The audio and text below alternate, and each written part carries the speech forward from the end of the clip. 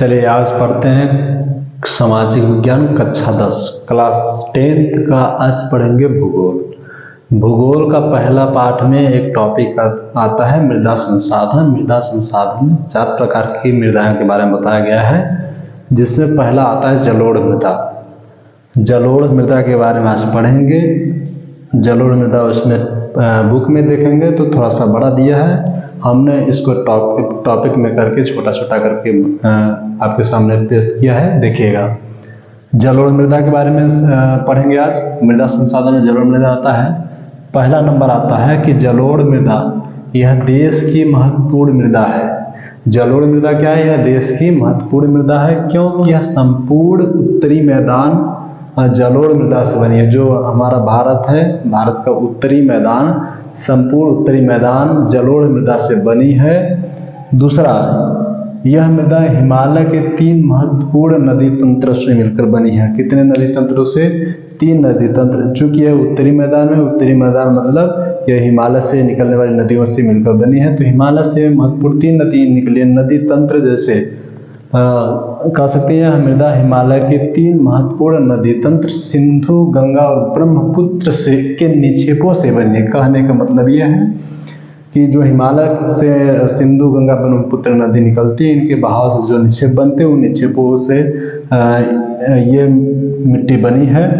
अगला देखेंगे जलोढ़ मृदा में रेत। जलोढ़ मृदा में रेत, सिल्ट और मृत्तिका के विभिन्न अनुपात पाए जाते हैं। कहने का मतलब यह है कि जो जलोढ़ मृदा है इसमें रेतीली ज़्यादा होती है, इसमें महीन रेत पाए जाते हैं, सिल्टी होती है और मृत्तिका के विभिन्न अनुपात पाए जाते हैं। अगला देखेंगे जलोढ़ मृदा 2 प्रकार की होती है। जलोढ़ मृदा 2 प्रकार की होती है। पहला पुराना जलोढ़, क्या? पुराना जलोढ़। दूसरा क्या है? नया जलोढ़। पुराना जलोढ़ क्या है? इसमें बड़े बड़े थोड़ा बड़े बड़े कंकड़ पत्थर पाए जाते हैं और यह नदी के शुरुआत में ही पाई जाती है। और ये जो नया जलोढ़ है उसके निक्षेपों से बनी होती है, खादर जिसे कहते हैं। ये बहाव से जो लास्ट में बनता है उससे इसमें महीन कण होते हैं।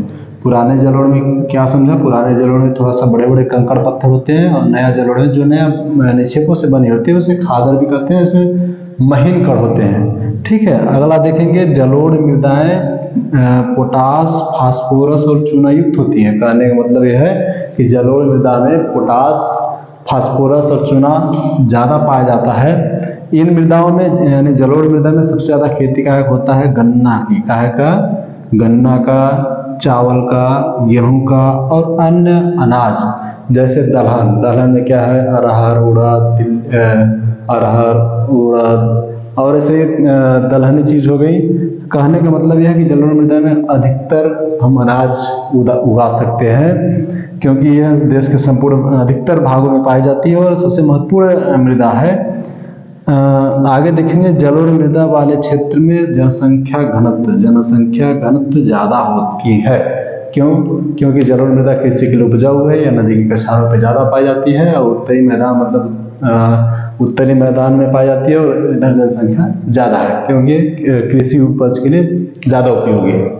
ठीक है। ये रहा जलोढ़ मृदा के बारे में। कैसा रहा वीडियो आप लोग कमेंट करके बताएं। अगर अच्छा लगे तो अगले मृदा के बारे में भी वीडियो लेकर आएंगे। ठीक है। धन्यवाद।